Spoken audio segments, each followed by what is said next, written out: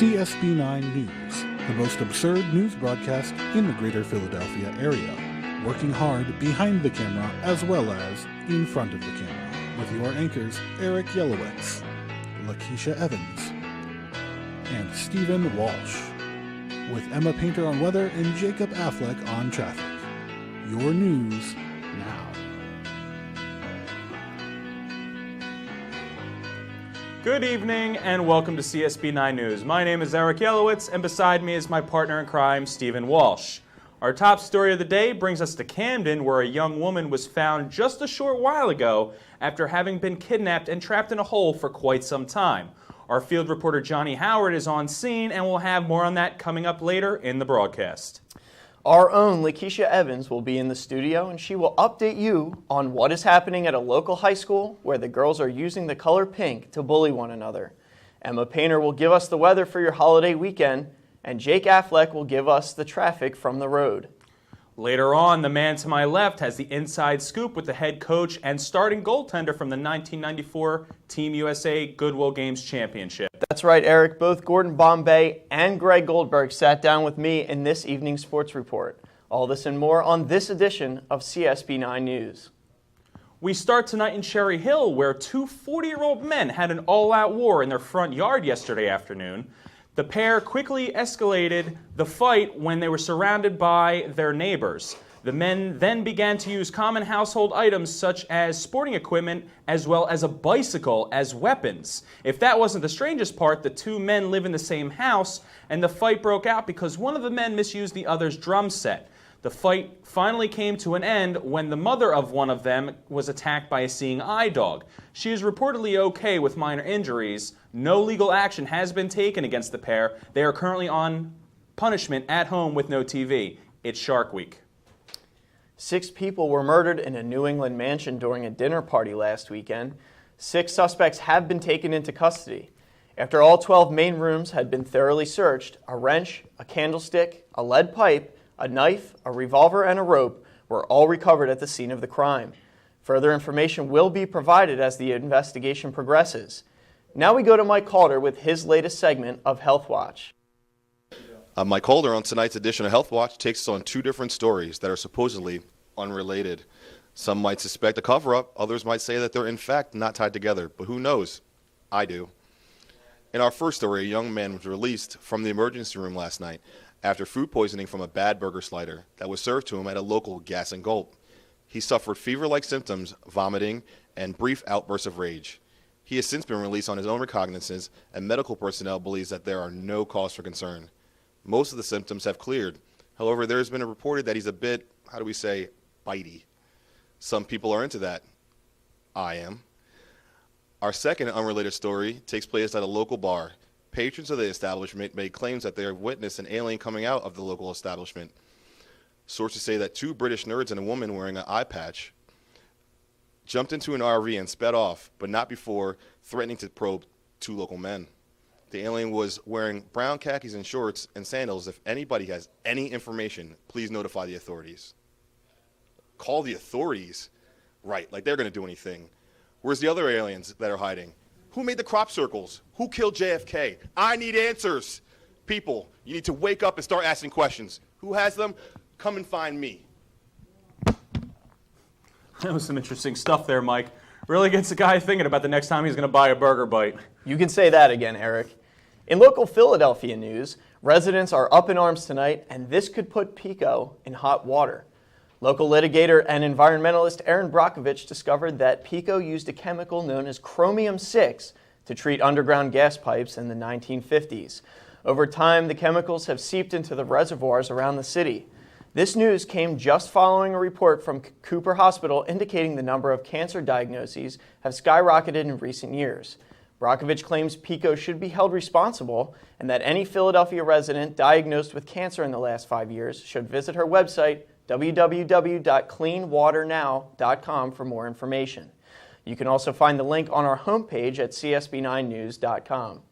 Still to come, Lakeisha Evans with her report on just how mean high school girls can be, and later Emma Painter will have the weather report. CSB9 News will continue in just a moment. For all the sun-bleached flags flown from Delco to Ocean City, For all the Dawk jerseys, tattered caps, and lucky shirts we refuse to wash.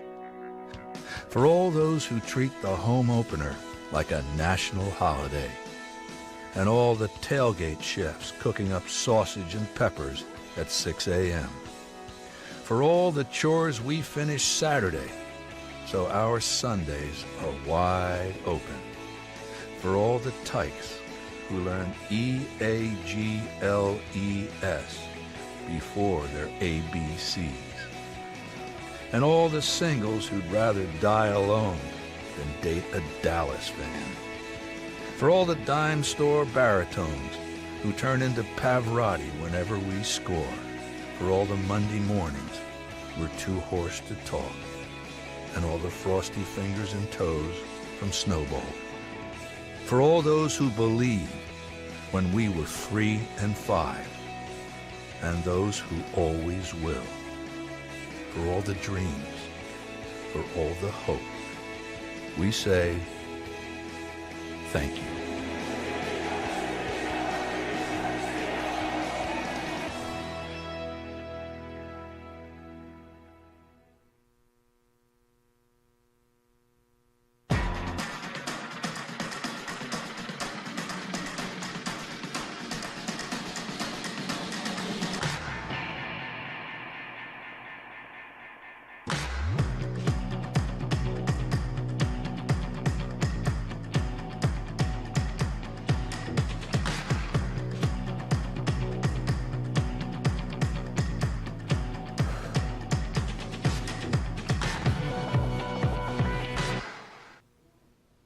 I'm joined now by Miss Lakeisha Evans. Thank you so much for joining us. It is truly your pleasure, Eric. It is, in fact. It is, in fact. Thank you so much. What do you have for us tonight? What do I have for us tonight? Girls today can truly be mean. Neshaminy High School in Bucks County is issuing a statement today to just say no to wearing pink. Groups of high school girls throughout the school district have established a series of cliques within the school at neighboring Pennsbury High School, identifying themselves by wearing the color pink on Wednesdays. Students are not members of these cliques are saying girls are being bullied, and they are saying nasty things about them in their private diaries. In an effort to put an end to this, the two Bucks County high schools are now banning students from wearing the color pink, and they are planning on an investigation in the issues in coming weeks. Absolutely. Sounds like fun. Yes. So, Eric, that story is pretty crazy. What is your favorite color? I'm more of an electric blue, red kind of guy, I'd have to say. Really? I thought you were going to say purple because I like what you have on. Listen, I try. So, do you ever wear the color pink? I have a pink teddy on right now, actually. You never know under here. That is absolutely astonishing. I try. I like the Charlie's Angels hair flip you did, by the way. I dug it. Thanks. It's pretty. I like it too. But a little bit too much information. So, what do you think the girls outside of the clique should do about the girls making fun of them? Shave their heads while they're sleeping. That's what I would do. I totally agree, Eric. How do you think the school is handling it? Obviously not well enough, but there's still issues going on. Obviously, they need to take more charge than they have been.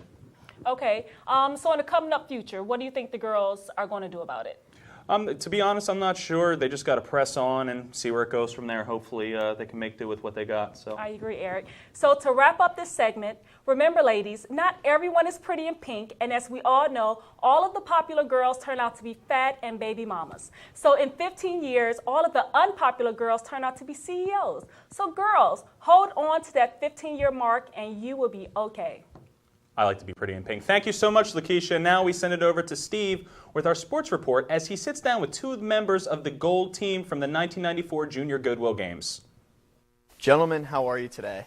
Good. How you doing, Steve? Thanks for having us. Yeah, thank you so much for setting this up. Coach, you're an accomplished attorney, and you were also a youth hockey player yourself.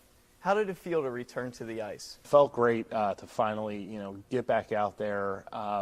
It wasn't exactly under the circumstance I would have liked, but I enjoyed everything about my time there. And speaking of the kids, what were your first thoughts on coming in to coach a raw and untalented group of hockey players known only at that time as District 5? Well, I mean, at the time, my heart wasn't in it exactly. Like I said, it was court-ordered, but these kids finally, they really grew on me. I really loved the experience, and it turned out to be the best time of my life. And Greg, how did it feel to take on Gordon as your head coach? It was definitely different. I mean, before that, we'd always had just some angry, yelling parent. We'd never actually had someone coach us, and he wasn't exactly a coach to start with either, but he grew, and so did we as players. Yeah, so how about that limo ride? Yeah, sorry about that still. But, you know, it was great working with him, and, you know, I still enjoy it now, even to this day. And it's clear as the first season went on, the Ducks as one started to come together, and they went from being this bottom cellar dweller team to being the Cinderella story that capped off the Hawks in the championship game. How did that feel? Well, I think it all started to come together when we got the jerseys and we became the Ducks. And, you know, it all snowballed from there. We had great leadership from Goldberg to Charlie Conway, and when we got Adam Banks into the fold, we really came together. Yeah, I think it was actually the Ducks logo. It gave us a sense of unity. You know, it brought us together as a team, and it really gave us something to, you know, not only play for ourselves, but to play for the guys next to us and to play for the team as a whole. And we move on to our main story here. Coach, Team USA, you take them all the way to Los Angeles for the Junior Goodwill Games. You let the glitz and glam of L.A. and the bright lights of Hollywood get to you. What happened there exactly? A little bit, and that was my motto. Team USA, we're going all the way. But well, I have to say, you look much better now with the haircut. yeah, well, I You didn't look good. like you stuck your head in the toilet bowl and whipped it back. But, you know, when you're in a setting like Los Angeles, you're the talk of the town, you're getting NHL. People are comparing you to the next great coach. It got to my head a little bit, but, you know, my team got me back on track, and we really bared down. Yeah, I was going to ask Greg. Greg, how did you respond to Gordon acting the way he did? It's tough when you have someone that you respect so much, who's so down to earth all the time, that it almost felt like he had gone back to when we had first met him in that limo ride, where you get that guy who's so disconnected from what we're doing. It's just a hockey game, and I think when he finally got back to the basics, we were able to, you know, come back together as a team again. I was a jerk. He said it. Now, guys, we're going to fast forward a little bit here. Iceland goes into the championship game with 1 loss. Team USA goes into the championship game with 1 loss. What's being said in the locker room knowing that your backs are up against the wall in the championship game? Well, we had a lot of history with Iceland. There was a lot of trash talking going back and forth. I had a little issue with Wolf the Dennis Stanton. He didn't fix many teeth, I'll say that. Knocked a few of mine out. But we really came into the game a little nervous, as you saw. I mean, if you rewatch that game, it was 20 years ago now. But we came in a little nervous, but we really came together, and that's how we always were. We always came together in the end. Well, I'll stay with you here, Coach. At the end of the game, Team USA is up by 1 in the shootout. Now, Iceland's about to send out their best shooter, Gunnar Stahl. What's going through your mind? Well, we had the plan in place, unfortunately, to take Goldberg out if a shootout arose or that situation arose, and Gunnar Stahl was the best player in the tournament. Took out Goldberg, put it in the gap, and the rest was history. So, Greg, how did you feel about getting subbed out in the big moment? You know what? After 3 or 4 years at that point of Conway beating me with that triple deke, I knew it was something that I struggled with, and I didn't want to see my team suffer because of it. You know, and Julie's been great. She was an unbelievable backup, and she was someone who was a team player. She was always put the team first, and this was really my moment to do the same. So, yeah, you want to be on the ice, but at the same time, I'm glad we won, and I'll take that any day.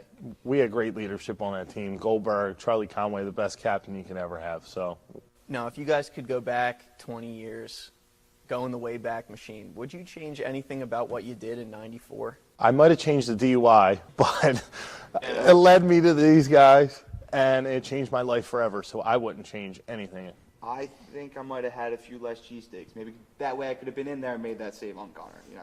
Pat's, Geno's, Tony Luke's, Ishkabibbles. I like the small town. My mom actually makes the best cheesesteaks. So that's where it goes. Greg. Goldberg never missed a meal. I never did. So you guys still keep in touch with any of the old teammates? We have a reunion every once in a while. We're still pretty close. When they went to Eaton Hall, I tried to help with their high school careers, and then they went off to college. So I'm still a mentor for anything that they need. Yeah, me and Averman opened up the first Jewish bakery with cheesesteaks in Philadelphia. So we were ready to go. Congratulations. It's taking off slowly, but it works for me. Should take me and Steve afterward. That's why we can do that. One final question, and this is something that everybody's been wondering, from Bangor, Maine, where Julie the Cat lives, all the way out to Kenny Wu in San Francisco, California. Guys, what is the deal with that knuckle puck? It wasn't my favorite thing Not your favorite. when I first saw it, but I adjusted. Just like we always do, we adjusted and adapted, and it became the savior of this team Yeah, in a try way. saving it. Yeah, Talk about well. how you don't like that shot. It's unbelievable the way that thing moves. It's tough. Well, guys, it was great hearing from you, and fantastic that you could be here today. Thank you very much. Quack, quack, quack, am I right? Quack, quack indeed, Eric. Whew. Steve is on his way back to the desk. And Emma Painter is coming up with your holiday weekend weather report when CSB 9 News returns.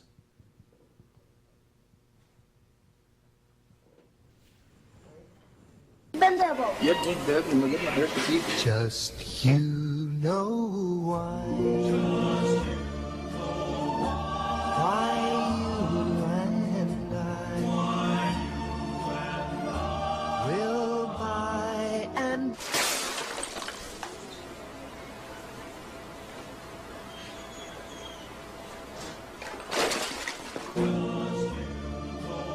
باندا ما يتقلهاش لا.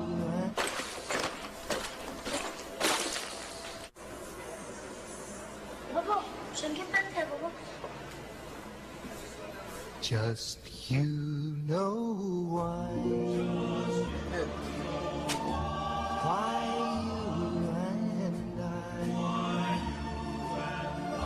Look at me.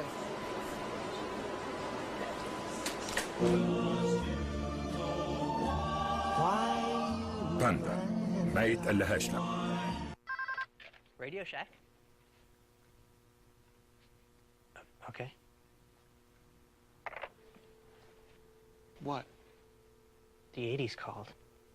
They want their store back.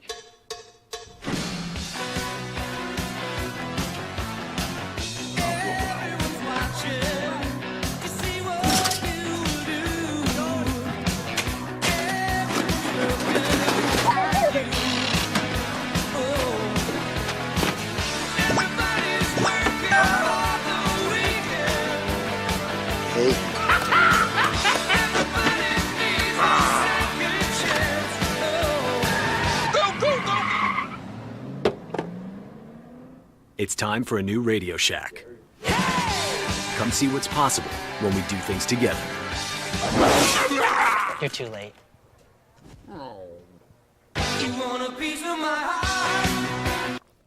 And Steve has returned. I missed you so much. And just in time, because he's always been so much better with international affairs than me. You know, it is my specialty, Eric, It and is. thanks. In world news tonight, civil and political unrest has erupted in the country of Westeros following the assassination of the newly crowned King Joffrey. Only 16 years old, Joffrey is the second king to die in a 6-month span. King Joffrey was poisoned at his own wedding reception. The king's uncle Tyrion Lannister is currently the prime suspect for the poisoning, and a trial is expected to take place early next month. An Edge City bank was robbed last night. Sources indicate a man in a green mask and a bright yellow suit broke into the bank with ease. The culprit removed over $500,000 in cash, but he didn't stop there. Police arrived at the scene as he attempted to escape. Police then engaged in a shootout with a group of men linked to local gangster Dorian Tyrell, the proprietor of the local Coco Bongo Club. Following the shootout with police, Tyrell's men were tracked back to the well-known club, where one was found fatally wounded. Tyrell and his cohorts have since been taken into custody, but the green-masked man is still at large. If anyone has any information pertaining to this man or his whereabouts, please contact the Edge City Police Department. The phone number is listed on our website at csb9news.com. An Upper Darby man faces charges of reckless endangerment and disturbing the peace tomorrow at Delaware County Courthouse for causing the gremlin outbreak last December. 55-year-old Ronald Peltzer bought his son a mogwai for Christmas, but after his son accidentally spilled water on the creature, it multiplied. While Peltzer claims his son's mogwai was calm and friendly, the resulting spawns terrorized much of the area by the Tower Theater. City officials say they are only now finishing up rebuilding the area. One of those little buggers set my dog on fire. Yesterday, we told you about the total destruction of the Hubble telescope, as well as the International Space Station, which was struck by debris from a demolished satellite. It marked the first time that American astronauts have been killed in space. Well, we are happy to report that a survivor has been found. Dr. Ryan Stone, a medical engineer from Illinois, was performing a systems upgrade on the Hubble when the accident occurred. Despite being out of touch with NASA for several hours, Dr. Stone managed to cross into the Chinese space station Tiangong and use its landing capsule to return safely to Earth, a true miracle amongst all of the destruction. A miracle indeed, Eric, but bringing it back to this planet, it's time to find out how the weather will be looking over this holiday weekend. Emma Painter has the latest. Thank you, Steve, and good evening. I've had the privilege of working with a new pulse Doppler, a real-time gadget for weather reporting that I call Dorothy 2. It looks like we will have a nice day, a decent day out here. Some wind from the north, south, east, and west. A 20% chance of horizontal rain, and Dorothy tells me a 60% chance of cow. I'm not sure how well this thing is working. A storm is brewing on the horizon. All in all, we will be out there next hour with an update, even if by chance a storm does hit. Like my cameraman Jake always says, I'd like to get hit by lightning, you know, to see what it's like. He's special. I'm Emma Painter, and back to you at the desk. Did you see that cow? Yeah. Oh, well, thank you, Emma. I know I'm looking forward to a great weekend. As am I, Eric. Lots of family time this weekend. Of course, contrary to popular belief, what's good for the gander might not necessarily be good for the goose, says Philadelphia clairvoyant Cole Sear. He discovered at the age of 9 he could see and communicate with dead people. He used this talent by offering folks the opportunity to contact their departed friends and relatives by using himself as a median between the two worlds. Sear says after 15 years of helping others communicate with the deceased, he plans to call it quits in favor of returning to school to pursue a degree in child psychology. A Burlington, New Jersey forensics team has solved the mystery behind the 400 pounds of pink soap confiscated from the 700 block of Moreland Avenue last week. After receiving noise complaints from neighbors, Burlington police uncovered an underground fighting club leading to the arrest of its leader, 31-year-old Tyler Durden. Police grew suspicious of the hoard of bar soap found inside the house and sent it to forensics for analysis. The forensic team discovered the soap to be miniature plastic explosives. Homeowner Durden now faces an array of charges. Coming up next, is your car a lemon or maybe something more? Also, our traffic correspondent seems to have gotten himself into a traffic jam in his own right. All this and more when CSB 9 News returns.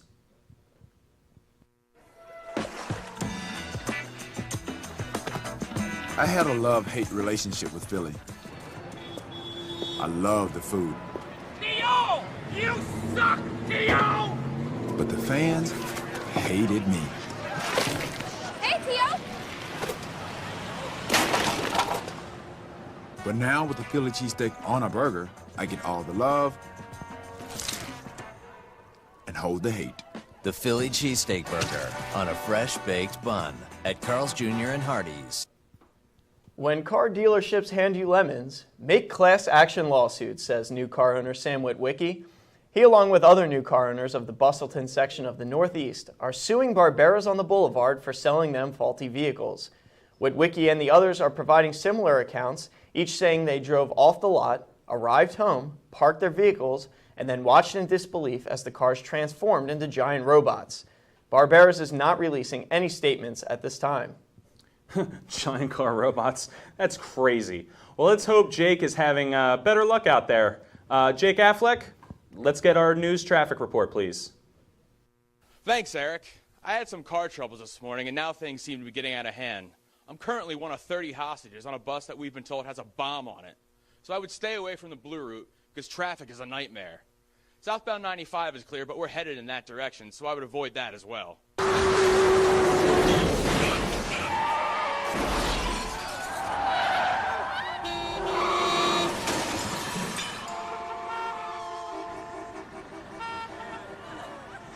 Our driver is a bit inexperienced, but that's good. It seems traffic is clear up ahead.